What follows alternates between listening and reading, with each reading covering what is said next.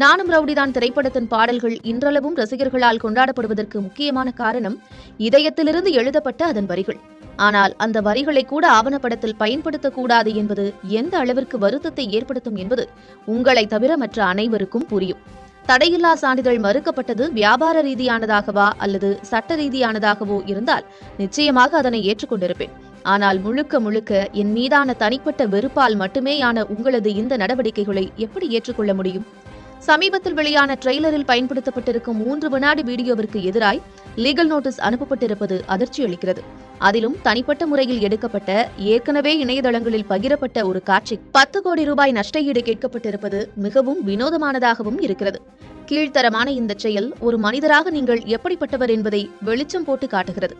மேடைகளில் உங்கள் அப்பாவி ரசிகர்கள் முன்பு பேசுவதைப் போல 1% கூட உங்களால் நடந்து கொள்ள முடியாது என்பதை நானும் எனது கணவரும் நன்றாகவே அறிந்திருக்கிறோம்.